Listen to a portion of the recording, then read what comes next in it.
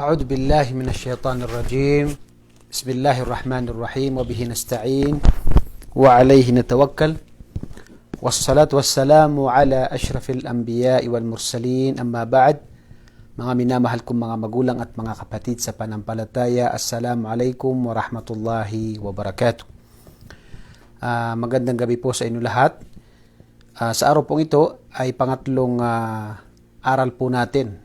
Pangatlong aral na mapupulot natin sa pag-aayuno sa buwan ng Ramadan. At kaya po na nabanggit natin na ang buwan ng Ramadan ay para siyang madrasa, para siyang paaralan na kung saan tayo ay tinuturuan na napakaraming mga bagay upang ito ay maging baon natin sa susunod na buwan sa ating pang-araw-araw na pamumuhay. At kabilang sa nabanggit natin ay yung tinatawag na al-ikhlas, yung dalisay na pagsamba kay Allah subhanahu wa ta'ala. Ganun din, ang unang pag-aral natin ay yung upang maramdaman ng isang Muslim ang sitwasyon ng mga mahihirap at siya ay magkaroon ng tinatawag na gabay at siya ay makapagbigay palagi ng tulong sa mga nangangailangan.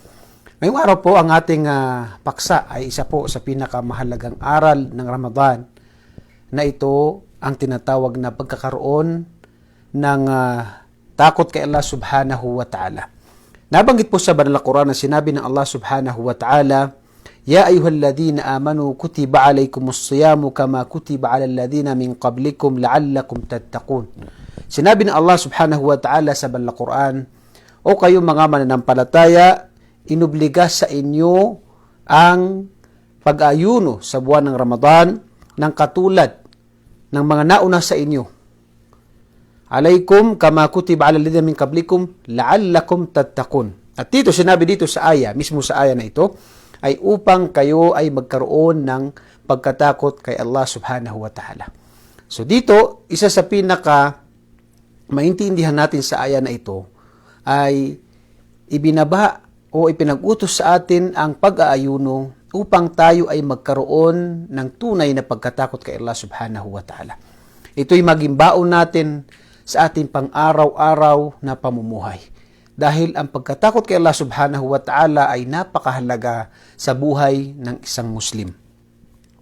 Kaya makikita natin, kapag tayo ay tinatawag na makakarinig ng khutbah, palagi natin naririnig yung sinasabi na nagbibigay ng khutbah, Ya ayyuhalladhina amanu taqullaha haqqa tuqatihi wa la tamutunna illa wa antum muslimun. O kayong mga mananampalataya, katakutan niyo ang Allah subhanahu wa ta'ala ng tunay na pagkatakot at huwag niyong hayaan na kayo ay bawian ng buhay maliban lamang sa kayo ay mananampalataya. Sa ibang aya din, palagi natin naririnig, Ya ayuhan nasu taqu rabbakumul ladhi khalaqakum min nafsi wahida wa khalaqa minha zawjaha وبث منهما رجالا كثيرا ونساء واتقوا الله الذي تساءلون به والأرحام. Yan ay palagi natin naririnig. O kayong mga tao, katakutan niyo ang Allah subhanahu wa ta'ala, ang siyang lumikha sa inyo, ang inyong Panginoon, at sa iba pang mga aya. Ang pagkatakot kay Allah subhanahu wa ta'ala, yan ay palaging ipinapaalala sa atin na nagbibigay ng khutbah.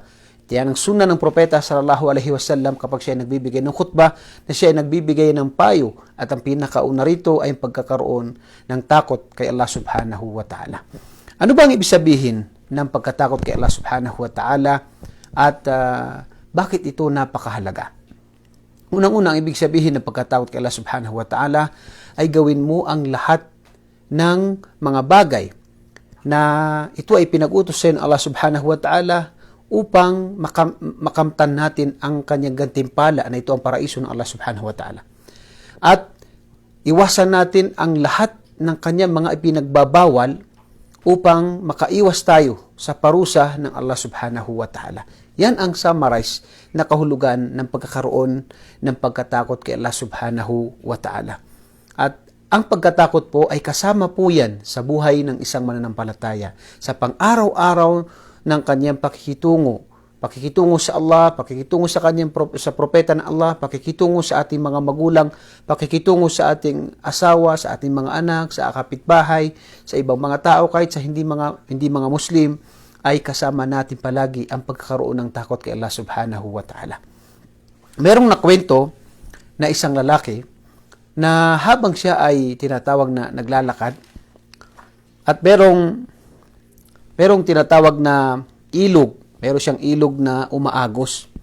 At ang batang ito ay siya ay naglalakad doon at nagugutom na siya. Naghanap siya ng makain at nakita niya yung isang prutas. At pinulot niya itong prutas na ito at kinain niya dahil sa sobrang gutom niya. At nung nakainan niya ang prutas na ito, habang siya ay nagpapahinga, ay naisip niya at sinabi niya sa kanyang sarili na bakit mo kinain ang prutas na ito, na ang prutas na ito ay hindi mo alam kung kanino ang prutas na ito. At hindi ka nagpaalam kung sino ang may-ari sa prutas na ito. Sinabi nito sa kanyang sarili. Nagkaroon siya ng takot sa Allah subhanahu wa ta'ala. Kahit na ito ay prutas lamang. Subhanallah. Ito yung makikita natin yung iman o pananampalataya.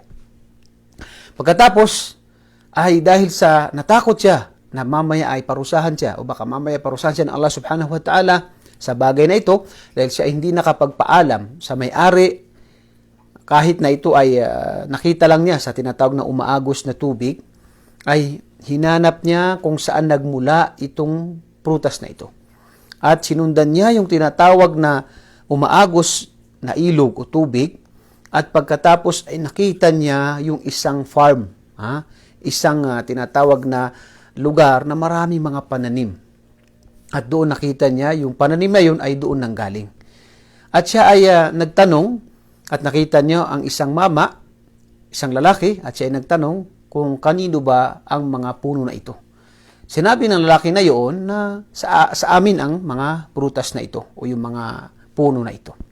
Sabi niya, ako po ay humihingi ng paumanhin sa inyo dahil ako, kinuwento niyo yung nangyari, na siya ay nagugutom at pagkatapos ay nadaanan niya yung bunga ng prutas na yun at siya ay kumain. Nang hindi siya nagpaalam. At sinabi ng lalaki na yun sa kanya na bakit kailangan magpaalam? Sinabi niya ito ay hindi sa akin at maaaring ako ay natatakot kay Allah subhanahu wa ta'ala. Maaaring parusahan niya ako dahil di ako nakapagpaalam. Kaya ako ay humihingi ng tawad sa inyo dahil ako ay nakakain sa prutas na mula sa inyong farm na hindi ako nakapagpaalam.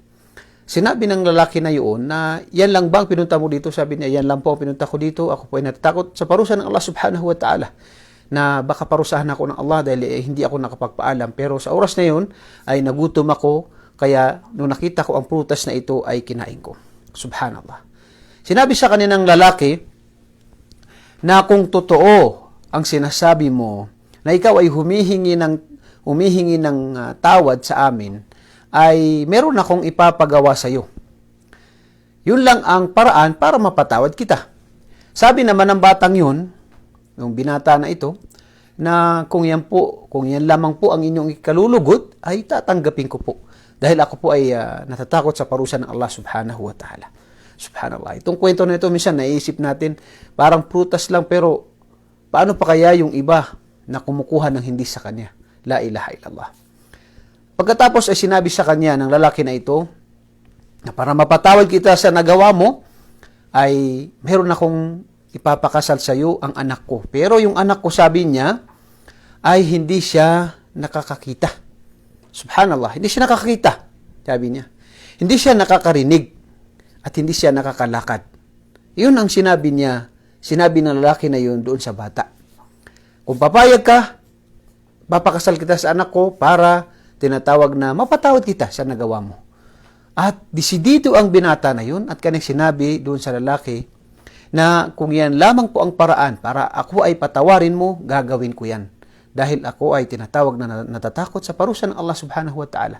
Kahit na sa paraan na yun ay tinatawag na hindi na sinasadya, ito ay tinatawag na wala naman sa kanilang lupa kundi ito ay nadala ng tubig. Okay? Pero dahil sa takot niya kay Allah subhanahu wa ta'ala, sinabi niya kahit ano po ang gusto niyo ipagawa, kung yan po ang ikakabuti o para ako imapatawad niyo, gagawin ko po ang inyong ninanais.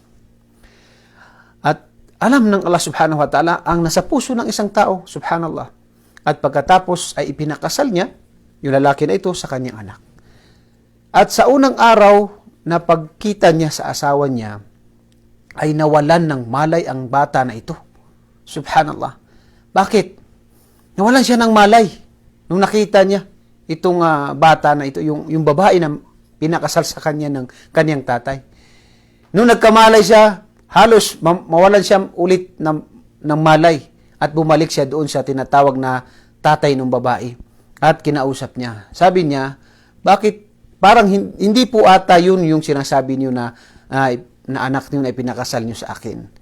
Kasi yung babae na yun, nasa loob ng bahay na ipinakasal mo sa akin na anak mo, ay siya po ay napakaganda, nagsasalita po siya po ay nakakakita, at siya po ay naglalakad.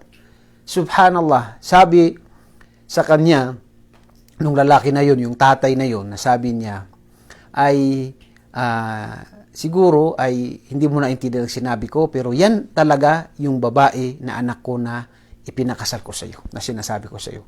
Pero sabi niya, bakit sinabi mo, hindi nakakarinig, hindi nakakakita, hindi nakakalakad? Sinabi niya, dahil ang anak ko ay hindi nakakakita ng mga kasalanan, mga gawaing masasama. Napakabuting tao na yan, yung anak ko na yan. At ganun din na hindi siya nakakarinig. Hindi siya nakakarinig ng mga masasamang salita. Puro magaganda ang naririnig. At hindi siya nakakalakad dahil hindi siya nakakawag na mga gawain na magawaing masasama. So yan ang tinatawag na bagay na sinabi ng Allah kung makikita nyo sa aya, وَمَنْ يَتَّقِ اللَّهَ يَجْعَلْ لَهُ مَخْرَجًا وَمَنْ يَتَّقِ اللَّهَ يَجْعَلْ لَهُ مَخْرَجًا. Sino man ang katakutan niya ang Allah subhanahu wa ta'ala, yaj'al lahu makhraja. Kahit anong problema niya ay padadalin sa kanya ng Allah subhanahu wa ta'ala. Anumang pagsubok na sa kanya ay padadalin sa kanya kapag siya ay nagkaroon ng tunay na pagkatakot kay Allah subhanahu wa ta'ala. Allahu Akbar. Marami po sa ating pamumuhay. Minsan, mayroon tayong mga, sa sariling buhay natin, minsan, ay meron tayong tinatawag na mga pagsubok sa buhay. Pero kapag tayo ay natakot kay Allah subhanahu wa ta'ala at ginawa natin yung tinatawag na tamang pamamaraan, at kahit na tinatawag na may mga nahihirapan tayo pero may paraan na iba pero ito ay haram, pero iniwan natin ito para kay Allah subhanahu wa ta'ala, ay papalitan sa atin ng Allah subhanahu wa ta'ala. Sinabi sa isang hadith na sinabi ng propeta sallallahu alaihi wasallam, man taraka shay'an li'ajlillah awadahu Allahu khairan minha, o kama qala Nabi sallallahu alaihi wasallam. Sino man ang iwan niya ang isang bagay na ito ay tinatawag na kasalanan, mga paggawa ng mga masasama para kay Allah subhanahu wa ta'ala, ay tunay na papalitan sa kanya ng Allah subhanahu wa ta'ala ng pinakamainam. At napakarami pong mga kwento patungkol dito sa pagkatakot kay Allah subhanahu wa ta'ala at ang gantimpala ng Allah subhanahu wa ta'ala sa mga tao na sila ay nagkaroon ng tunay na pagkatakot kay Allah subhanahu wa ta'ala.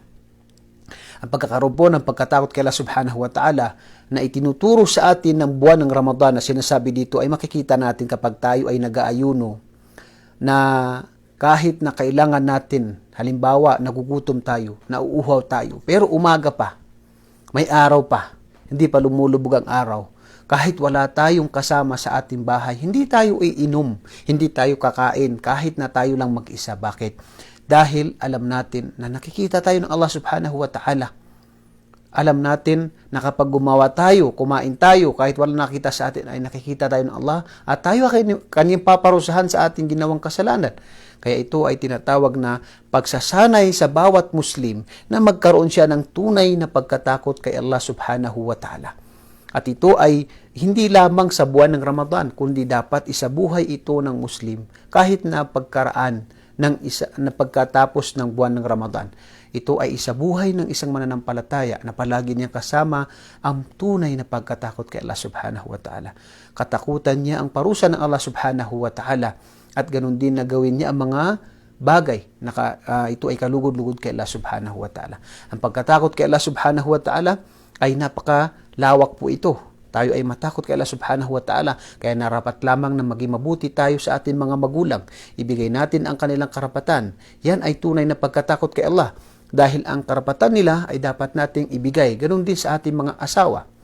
Kung may asawa tayo, kailangan nating ibigay ang kanilang karapatan sa gastusin at yung mabuting pakikitungo. Yan ay karapatan nila na narapat ng isang mananampalataya ay magkaroon siya ng takot. Dahil ito ay tatanong sa kanila sa kabilang buhay. Ganun din ang ating mga anak. Yan ay responsibilidad natin. Nakikita natin ang anak natin na hindi nagsasala. Nakikita natin ang anak natin iba yung ang kanyang tinatawag na mga kaibigan, hindi mga mabubuti. Ito ay obligasyon natin na sila ay turuan sa tinatawag na mabuting landas, lalo-lalo na sa ating relihiyong Islam. Ganun din sa may mga kaibigan. Nakikita natin na gumagawa ng masama ang ating mga kaibigan, dapat ay payuhan natin sila. So ang pagkatakot kay Allah subhanahu wa ta'ala ay napakalawak. Ganun din sa ating trabaho. Ang pagkuha ng suhol, yan ay tinatawag na haram. Kaya matakot tayo kay Allah subhanahu wa ta'ala. Yung kinakain natin, saan nanggagaling? Dapat magkaroon tayo ng pagkatakot kay Allah subhanahu wa ta'ala. So palagi natin kasama ang pagkatakot kay Allah subhanahu wa ta'ala. Sinabi sa hadith ni Propeta sallallahu alaihi wasallam, ittaqillah haythuma kunt.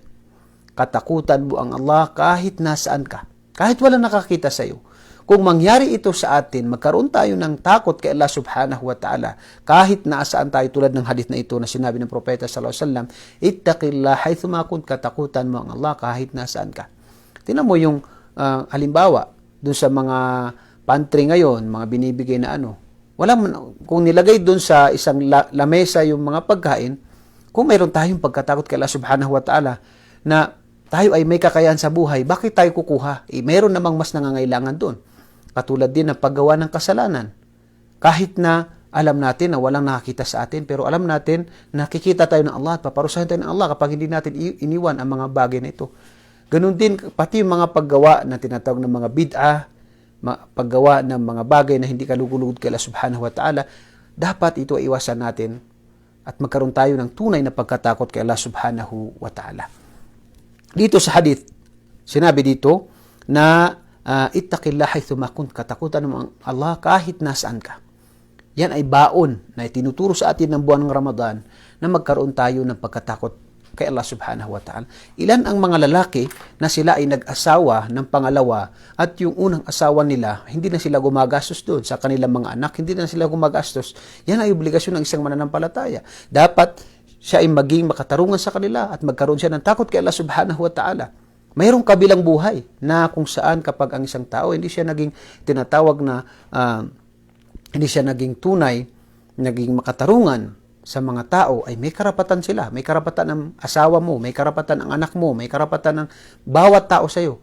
Ni kapitbahay mo nga, ang sinabi sa isang hadith na hindi kumpleto ang iman o pananampalataya ng isang tao, na siya ay natulog, na siya ay busog, at alam niya na ang kanyang kapitbahay ay hindi nakakain, nagugutom. Subhanallah. So, makikita natin yung turo sa atin ng relihiyong Islam, ang tunay na pagkatakot kay Allah subhanahu wa ta'ala sa lahat ng bagay. Matakot tayo dahil merong kabilang buhay.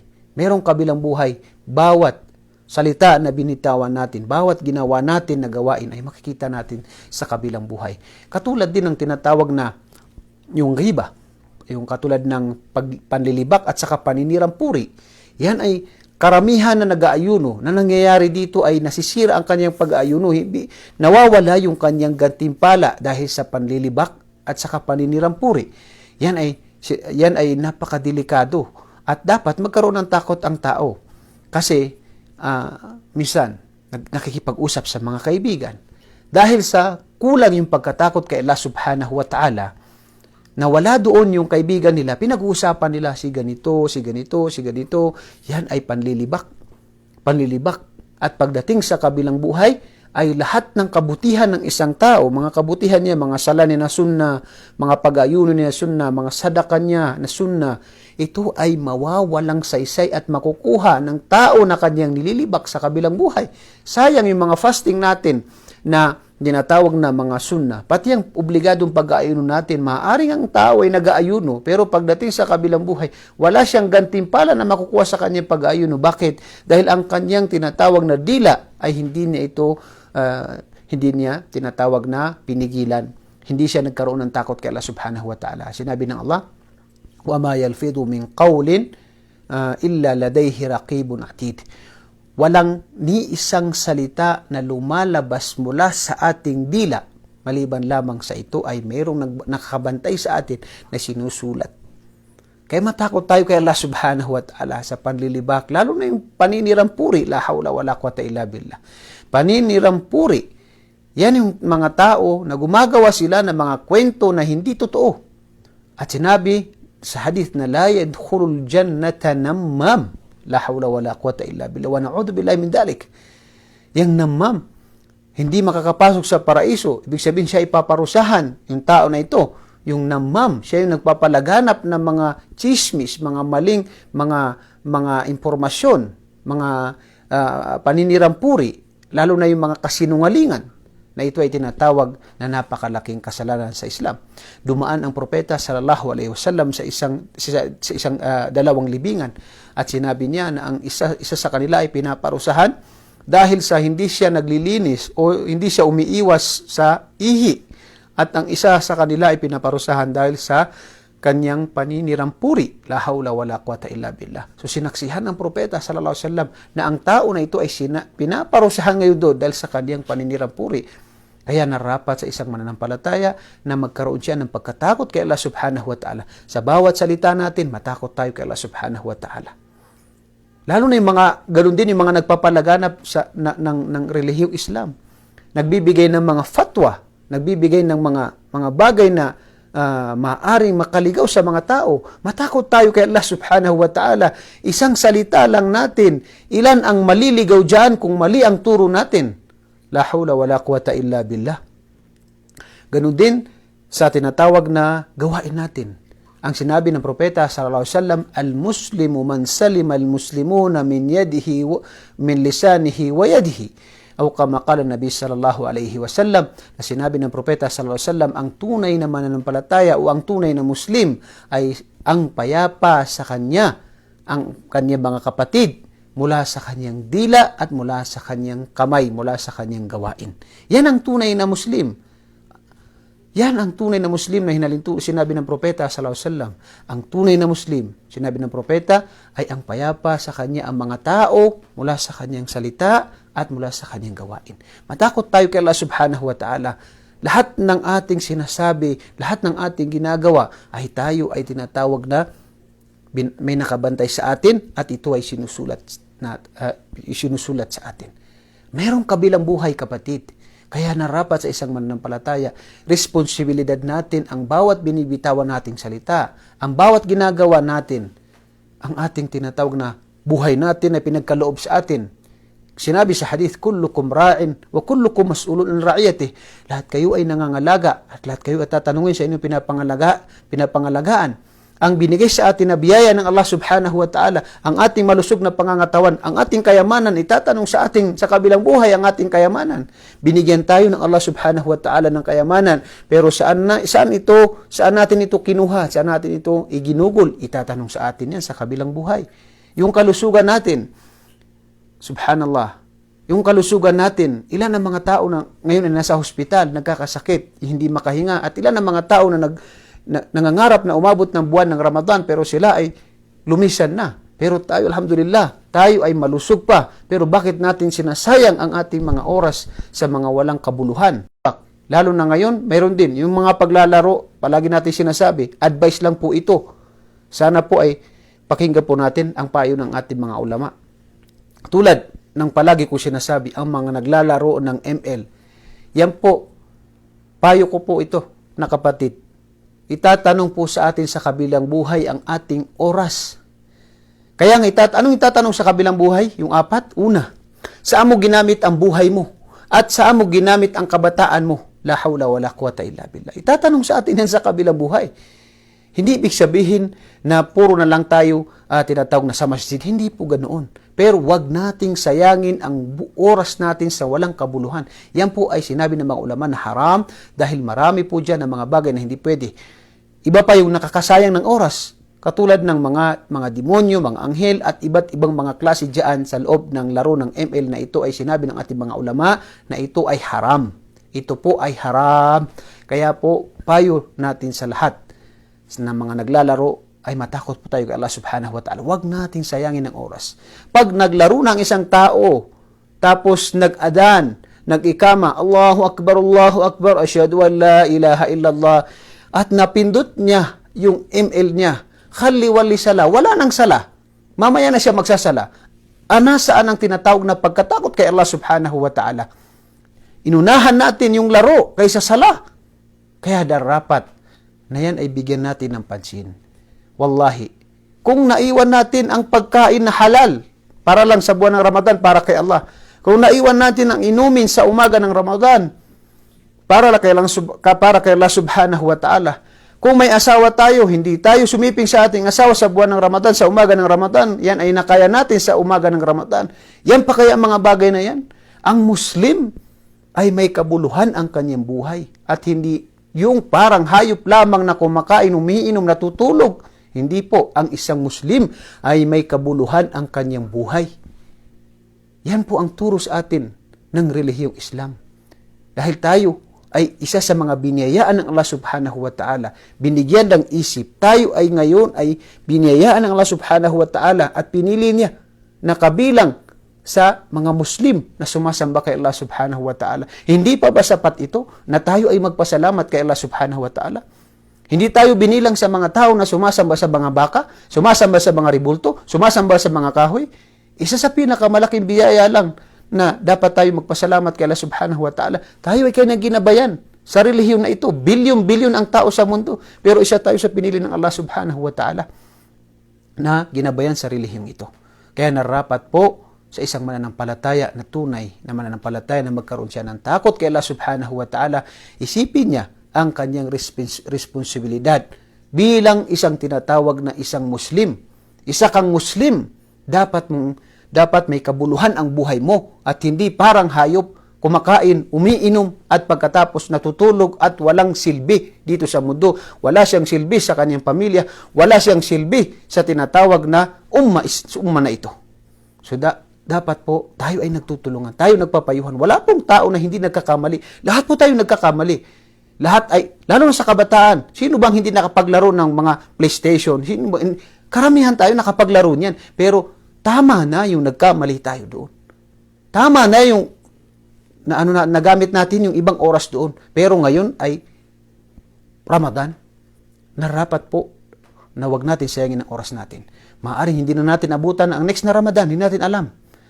Subhanallah. Kaya narapat sa isang mananampalataya na magkaroon siya palagi ng pagkatakot kay Allah at palagi niyang isipin na lahat ng mga bagay na ibinigay sa atin ng Allah subhanahu wa ta'ala, ito itatanong sa atin. Mapagpatawad po ang Allah subhanahu wa ta'ala, kaya lalo na ngayong Ramadan, narapat na sikapin natin na lahat po ng oras natin, kung kaya natin, ay ito gawin natin ng pangapagsamba kay Allah subhanahu wa ta'ala. Magpahinga rin tayo, pero paramihin natin pagbasa ng Quran, pag-alala kay Allah, yung pagdarasal ng mga sunnah, pagbibigay ng sadaka, pagbabasa ng mga libro patungkol sa Islam, patungkol kay Propeta sallallahu alaihi wasallam, patungkol sa mga sahaba. Kung gaya na sinasabi natin ay kung kinaya natin yung mga halal na iniwan natin, paano pa kaya sa umaga ng Ramadan bilang pagsunod kay Allah subhanahu wa ta'ala? Paano pa kaya yung mga bagay na haram? Hindi natin kaya? Kaya po natin ito. Kaya po natin dito. Tayo lang ay magtiwala kay Allah subhanahu wa ta'ala at gawin natin ito. Halimbawa, ang naninigarilyo. Pagkakataon natin ito para maiwan natin ang paninigarilyo. Kung naiwan natin sa umaga ng Ramadan, kaya natin itong iwan. Katulad ng mga bagay na ito. Katulad ng ibang mga ipinagbabawal. Katulad ng pag-usap sa hindi mahram. Katulad ng panunood ng mga walang saysay. So ito po ay bilang payo po, bilang kapatid nyo sa pananampalataya. Gaya po na nasabi natin, sinabi po ng Propeta sallallahu alaihi wasallam, kullu bani Adam khata' wa khairul khata'in at-tawwabin. Lahat po ng angkan ni Adam ay nagkakamali. At ang pinakamainam sa kanila ay silang nagbabalik loob kay Allah subhanahu wa ta'ala. Ang nagbabalik loob kay Allah subhanahu wa ta'ala ay nasisiyahan ang Allah subhanahu wa ta'ala sa kanya. At sino man ang tunay na magbalik loob kay Allah subhanahu wa ta'ala ay tunay na para siyang tinatawag na bagong panganakit. Siya ay pinapatawad ng Allah subhanahu wa ta'ala kapag siya ay tunay na nagbalik loob kay Allah subhanahu wa ta'ala.